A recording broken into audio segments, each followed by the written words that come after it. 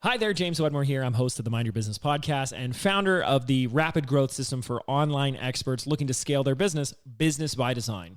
And if you don't know me, I've actually been running an online business for the past 15 years now, and I primarily do that with digital products. And I don't think I need to tell you that digital products are hands down the most profitable and fulfilling business model that exists online. Think about it. What else allows you to take your genius, your wisdom, your expertise, and package it in a way that you build it once and continue to get it into the hands of thousands, reach people all over the world, and start getting paid to make a difference? That's what I've done. And chances are, if you're listening to this, that's what you want to be doing as well. But let's face it, it's hard. It's super overwhelming. And everyone seems to be teaching that one thing. Like you have to be doing this to be successful, or this is the answer to get more customers, or this is the platform or tool you need to be on in order to reach more people. But the problem is, business is not whittled down to just one thing. And until you take a holistic approach to running your business, chances are you'll be missing more than one thing. And that's where I come in. This June, I am hosting the first of 3 live training workshops called The Rise of the Digital CEO. In this training, you're going to walk through and see behind the curtain of my 8-figure digital product-based business, so you can see the exact 5 gears that run my entire business. Whether you're just starting out, or you're struggling to sell your course, or you're ready to scale it and take to the next level, you're going to see what today's most successful digital CEOs are doing differently to attract more clients and customers and sell more of their digital products. To step into the role that your business needs, head on over to businessbydesign.net/rise. I do not just hope people can swim. That's a great way to have a lot of turnover. This is one of those things that even if it's just a contractor or someone working just a few hours, I would put thought into how you're going to train. If you don't have time to make pre-made videos, that's okay. Schedule time with your new teammate, especially the first few weeks. Schedule lots of face-to-face time with them and have them shadow you, and then hand over the reins and have them drive, and then just so that you can, and then record those sessions, obviously on Zoom or whatever, so that they can refer back to them if you don't have processes created. If you have processes created, that's awesome. But sometimes that's not the reality of it. So I would rely on face-to-face training on Zoom and shadowing and stuff like that. Hey, and welcome to the Ambitious Bookkeeper Podcast. I'm Serena Shoup, CPA, a mom of 3, and I've been running a virtual bookkeeping business from my home since 2017. You are in the right place if you are a bookkeeper, accountant, or an accounting student, and you believe and know in your heart that your purpose is bigger than sitting in a cubicle. If you're ready to learn some actionable tips and strategies for starting and growing your accounting business, then I hope you stick around.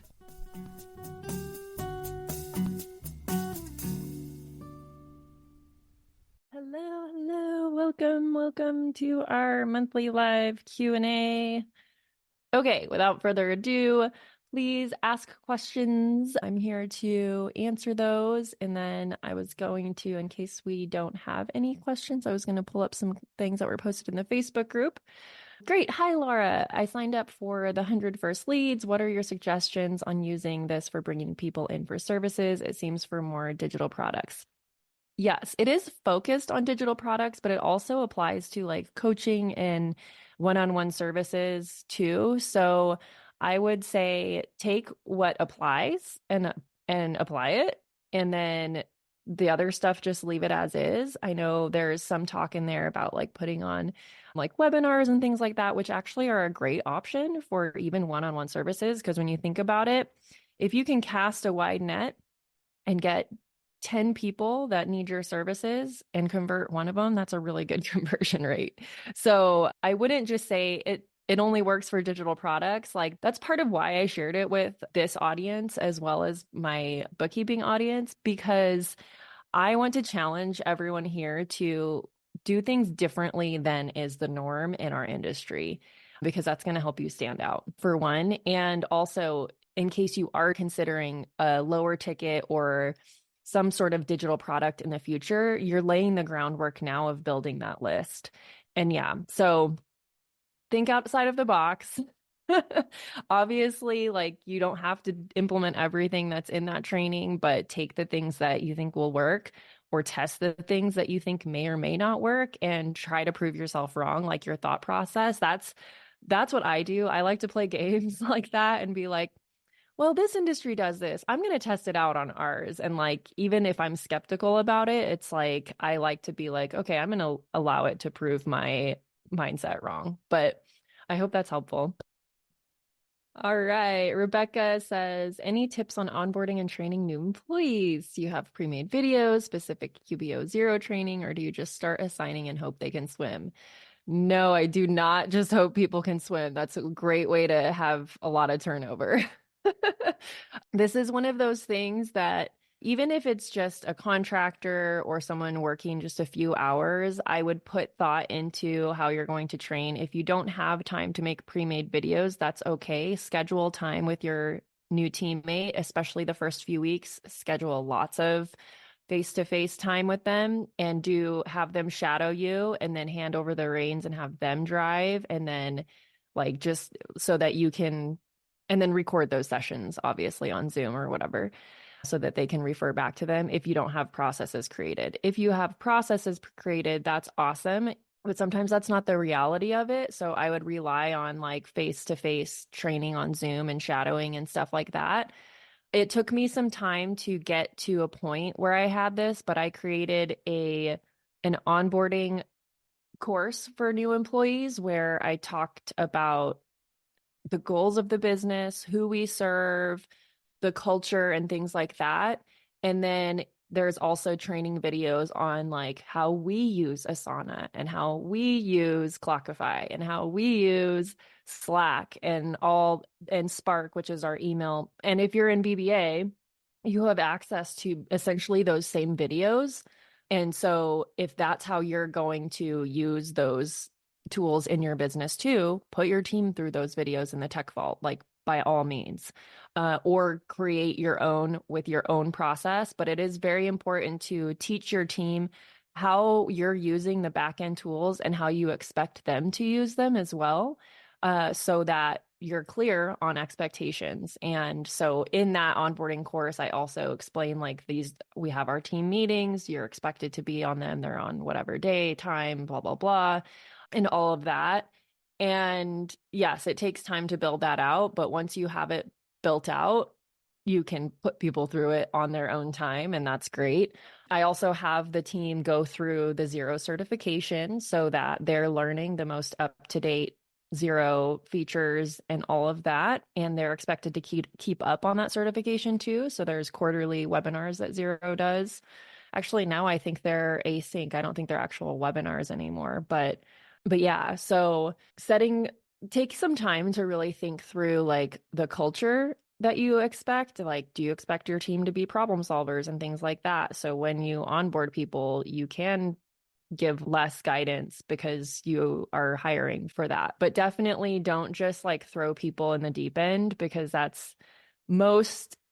we as entrepreneurs, we survive like that. And that's why we're the entrepreneur and the business owner, because we're capable of swimming and being thrown into a mess and rolling up our sleeves and all that kind of stuff, right? But most people who want to be employees aren't.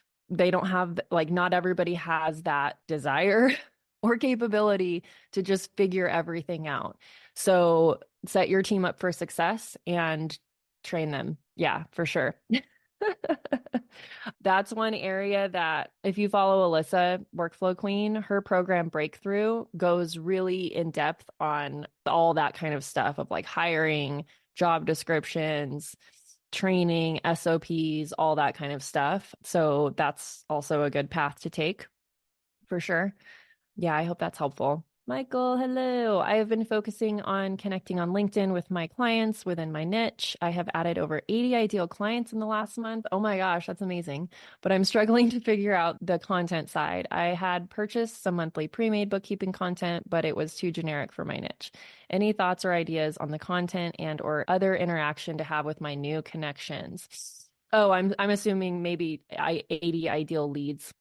But anyways, see if you can take the content and tweak it to be applicable to your niche. And if not, maybe even just see if any of those 80 leads that you have, like make sure you're sending emails, but like send an email and invite some of them onto like a 15-minute coffee chat or a call to just so that you can find out what their pain points are and let them know, like, this is not a sales pitch. I'm just working on developing some content. And would you be willing to hop on a call for 15 minutes and let me know where you're struggling, blah, blah, blah, that kind of thing. My other suggestion, if you haven't done this already, I think I've mentioned this before. Liz Wilcox has an email marketing membership that's $7 a month, I think. And every week she sends out an email template for you to email your list. And I would jump on that. If you have all of those people's emails, email them every week, warm them up, and use those templates to create the email content. Or you could do that the same thing like on Substack or something like that, or LinkedIn. You could write like LinkedIn articles or whatever. Yeah. So I hope that gives you some ideas. I would start definitely like when you talk to clients or potential clients, even current clients, take notes on what your current clients are asking and what they're struggling with and things like that, and just start creating content around that. And the other thing too is you'll start to see patterns, and there might be like 3 or 4 main topics that you're constantly like talking to clients about that you can create content around. And don't be afraid to recreate the same type of around the same topic, because not everyone's going to see every piece of content that you put out there. If you give different examples or case studies or tie it in a different way, a different story, you can still like reuse that same topic and just approach it from a different angle. That way you're not having to think of all these different topics. You're just reusing the same stuff, and then you'll start to see like what's resonating with people and what's not, and how you're approaching it and all that kind of stuff. So don't be afraid to just have like 4 main topics that you're always talking about. You're going to get tired of it, but not everybody's going to see it. And that's where like a lot of misconception is people are like, oh, I have to always be creating something new. And the truth of the matter is like, once you start getting bored with the stuff that you're putting out there and like it's getting traction, that's when you know you're like, consistency is what gets you further, not like just creating all this new stuff. So don't be afraid to reuse content. Look at what you've posted that has gotten some engagement and built connections, and take that same topic and talk about it from a different angle or give a different example and things like that. And I'm like, I'm giving you this advice, and I'm like, I need to take this advice. It's just the time. Like sometimes I just don't have time. I have lots of ideas, but it's like, if you have the time to go back and look at your analytics and stuff, like definitely start there first when you're trying to think of where to create content, and just do a different angle. Like if you follow me on Instagram, you'll notice a lot of my, especially recently, because I've been promoting that 100 leads thing, most of those reels are same call to action, same basic topic. I'm just approaching it from a different angle, and not everybody's seeing every single one. So just, yeah, I hope that's helpful, Michael. Let me answer Michael's question real quick. Thank you. That was helpful. I guess I will jump in again. I really liked your year-end package. I was curious if is that the only for year-end, or do you also do something similar for quarter ends or planning meetings? How different is that than your monthly report package? Yeah. So the year-end, okay, I had grand aspirations to do that slideshow that I do at year-end for my clients. I had grand aspirations to do that quarterly, but that hasn't happened. And honestly, like I think it's better to save that for year end. But if you have the capacity to create those things quarterly, by all means, like I'm sure your clients would love it, because my clients love the year end thing. If I did it quarterly, they would probably love it. On the quarter end, though, we do offer additional reports to their monthly reporting package where we report quarter over quarter results as well as month to month. So on the monthly P&L, we have each month on the P&L, but then we also have a P&L that shows each quarter by quarter, and we'll point things out like, oh, this quarter was higher than this same quarter last year and things like that. So we give some different information on the quarter end. Yeah. And then different from the monthly reporting package, the year end stuff is that we do that slideshow, which I don't do on the month end quarter or the monthly or the quarterly packages, but we do show the dashboard on Xero, the business snapshot that shows some graphs and visual things. And so, yeah, it looks different at year end because we're giving them a picture of the whole year and we make it prettier than what we do on the month end. I hope that's helpful. Okay, question on the podcast. Valentina, so you start the podcast as part of your marketing and then how you got leads from the podcast. I'm not sure I'm clear on your question. So the Ambitious Bookkeeper podcast is one way that I attract leads into the Ambitious Bookkeeper brand, which is other bookkeepers and accountants. And it actually, like, it was never meant to be like a lead generator. It was like I started it because I didn't want to create blogs anymore and I wanted to share information with people. So the benefit has been that, like, some people do find me through the podcast, but a lot of people have already been following me like on social media or whatever. And then they start listening to the podcast and it's just a way to like warm up an audience. But as far as like bookkeeping clients, I guest on other people's podcasts for that. I don't have a podcast created for that audience. I don't want to have to create 2 podcasts. So the way that I market for bookkeeping clients is I guest on other people's podcasts that have the same, ideal client as me or general same audience. I hope that answers your question.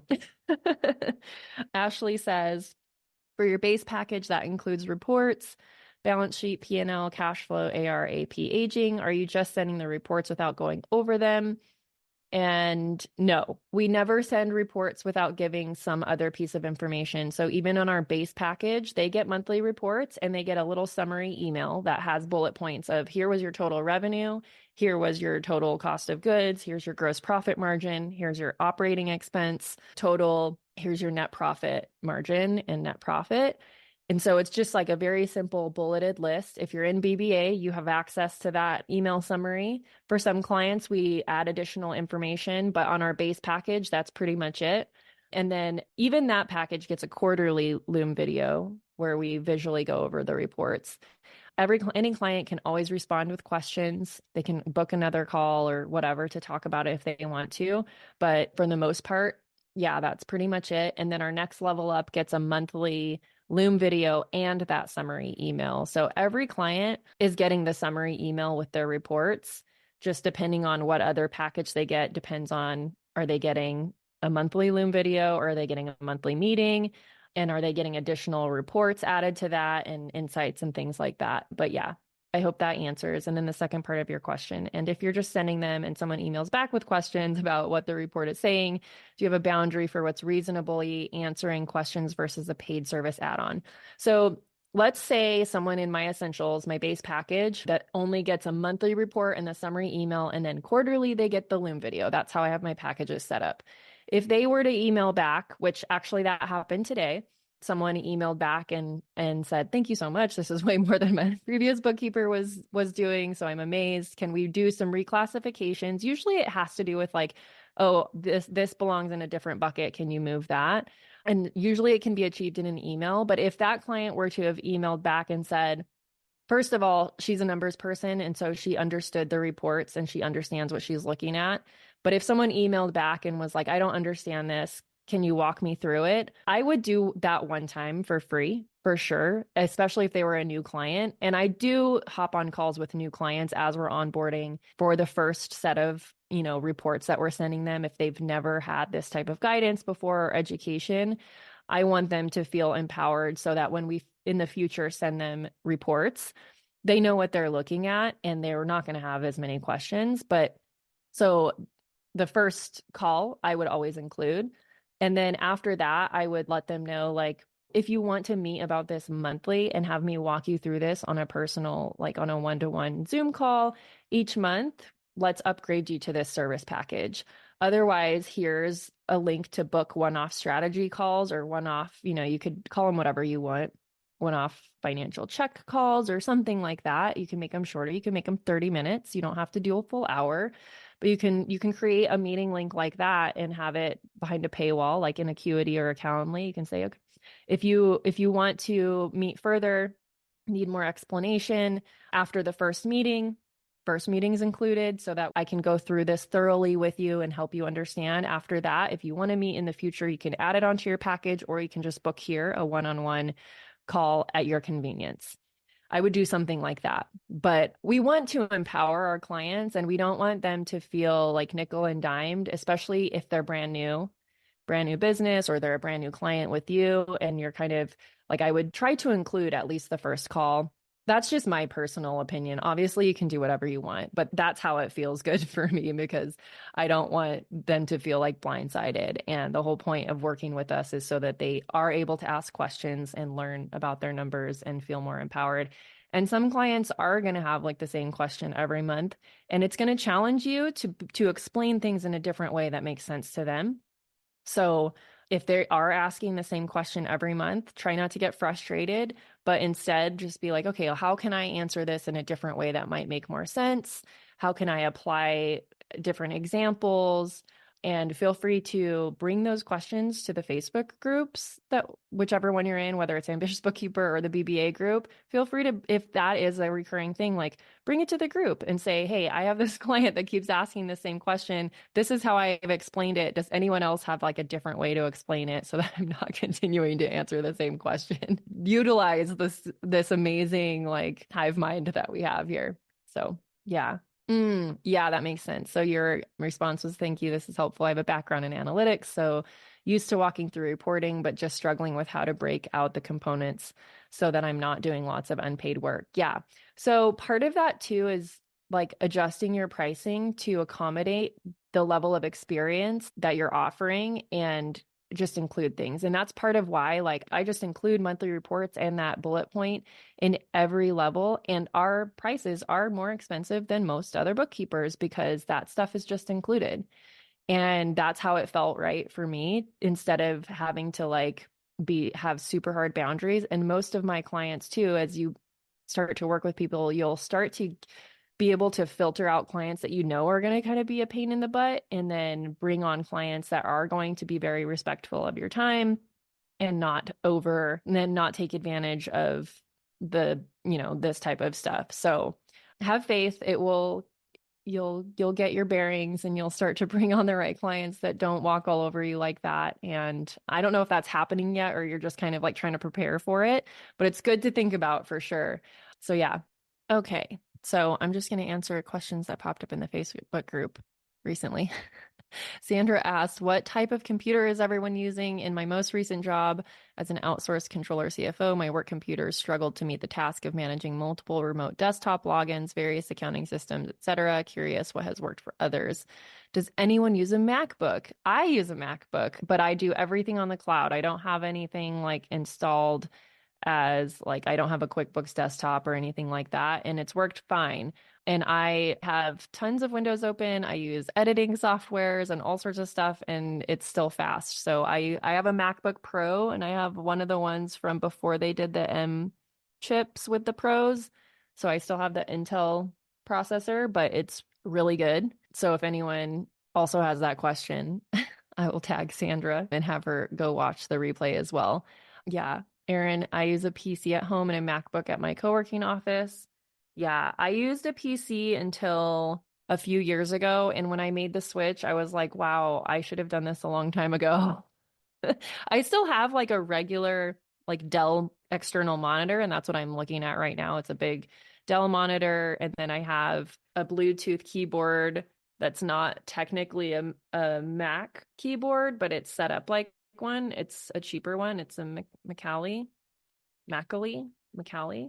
And then I just have like a little docking station. So my setup is the same as it was when it was a regular PC setup. I just have the MacBook Pro is my processor, and everything's done on the cloud, Google Chrome. And then I download like the Slack app and Asana app and Notion and all that kind of stuff. And my whole team is on Mac too, so that's helpful. We'll be back after a quick break. This episode of the Ambitious Bookkeeper Podcast is sponsored by my brand new free training, The Ultimate Guide to Creating a Profitable Bookkeeping Business. In just 1 hour, you will learn 3 keys to creating and launching a profitable bookkeeping business. We will map out your path to creating a bookkeeping or accounting business that keeps you in control of your time, priorities, and expertise. From someone who built a 6-figure firm on part-time hours. That's right. You can stay in control of your time, keep family as your priority, and serve your clients well. It just takes a little strategy up front, and I'm going to help you with that during this free training. So head over to the show notes to sign up now for the next training and find out how you can choose the work you do, kick imposter syndrome to the curb, use tech to be super efficient, which all leads to a profitable business. Just head on over to ambitiousbookkeeper.com/training, and I will see you there.